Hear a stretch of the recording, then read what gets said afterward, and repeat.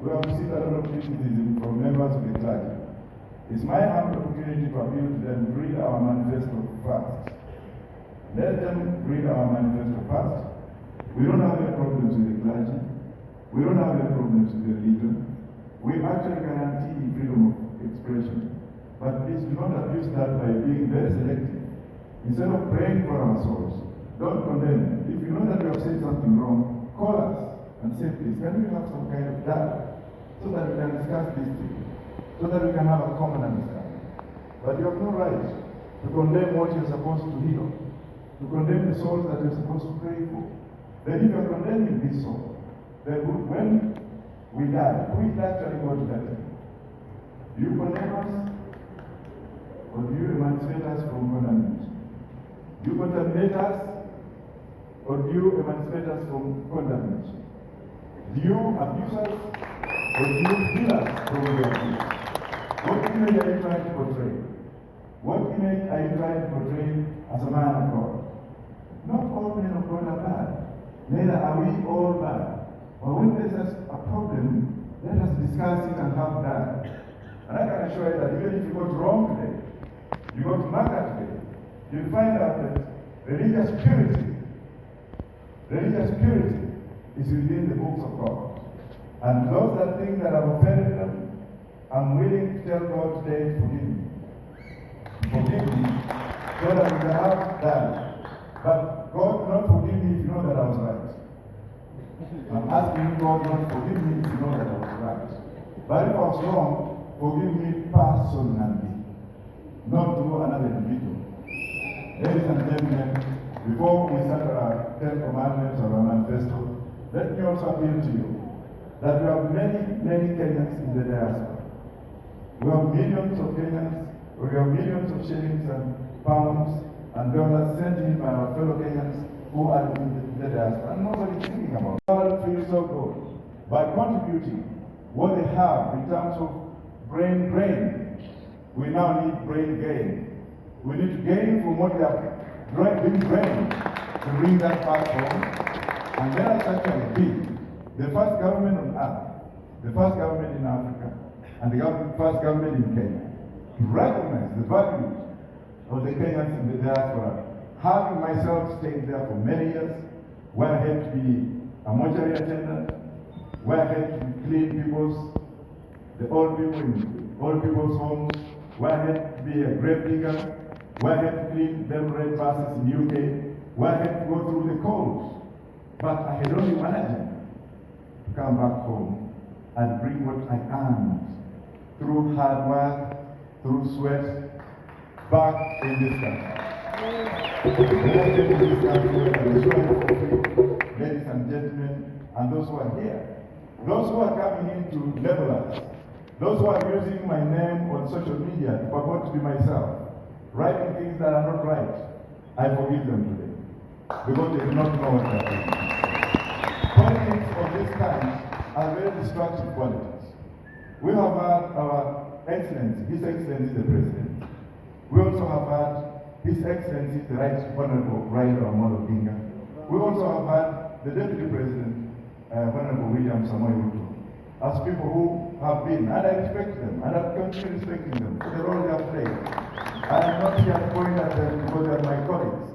But one thing I have to say today is that let us have a common ground whereby we don't initiate that in our campaign by coming up with bloggers who purport to be us. What actually are we fighting for in this country? Are we not fighting for economic emancipation and economic freedoms so that we can stand to be counted as men of integrity? Or are we fighting that in each other's names? Are we fighting here to point fingers at others? If you find us pointing a finger at any other presidential candidate without actually mentioning the wrongs that are being done to the people, then just ignore. Similarly, if you find some people writing things about us, people who are writing things about us, saying that we need to be taken here and there, just ignore. They are seeking some kind of audacity to be heard. We are not answering them, don't answer them. With these few words, ladies and gentlemen, inheriting financial disaster, the issue of happiness should not be there. Let us rejoin ourselves Let's look into ourselves. Let's look at ourselves in the mirrors. What kind of government are we inheriting? We are inheriting a bankrupt economy. And for the first 100 days, not 100 days, 500 days, or let me say 6 months, or let me say probably 1 year, we are going to have to work very hard. It will be a period of tears. It will be a period of not ululation, not harmony, but a period of disaster. Because we shall be like, now where do we go from here? Do we continue borrowing, or do we sacrifice to have what we have? I'm going to sacrifice my gold, the one that my daughter bought me when she passed her exam. I'll sacrifice this. We'll put it somewhere and melt it to cure the disasters of this country for the first 1 year as we grow them. We are also going to look at judiciary. We are also going to look at judiciary and shall ask ourselves, why were these laws made and who made this law and for what purpose? Were these laws made to injure and punish the poor, to have them last in poverty? Or were these laws made for the rich people, or to punish young people who have no employment, who have nowhere to go? When they see something like marijuana, to actually treat their emotions, they are arrested and beaten and thrown in jail. Is that what we want with the judiciary? Or do we want to have a new mechanism? The shutters on the ground and on the top of the room. Our manifesto number 1 says we shall legalize weed. But I would like Dr. Gwada to come and stand near me, because that man is a blueprint of information that this country has refused to follow. This man has of recent advised a president in the neighboring country to start marijuana, and he has started it, though not named the president. Professor, if I go wrong, just pardon me and take over. But because of time, I'll go very fast. Number 1 acre of banking can earn you $78,000 or $8 million per harvest. Per harvest. A harvest takes only 6 months. Now, if you have to harvest, that is 16 months, you earn 16 million. Of course, it will come with the tax implications, so that you can raise money and revenue for the government to continue with what it ought to do. The whole of Nyeri county is 583,000 acres. This means that if we grew bank in Nyeri County, Nyeri residents will earn $45 billion or 4.6 trillion per harvest.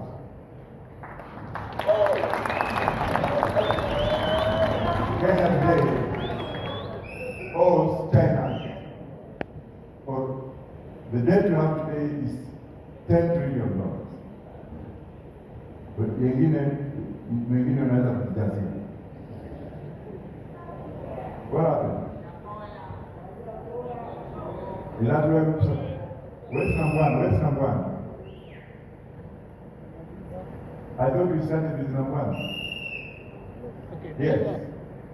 And because banking is harvested twice a year, it means here residents will earn $92 billion or 9.2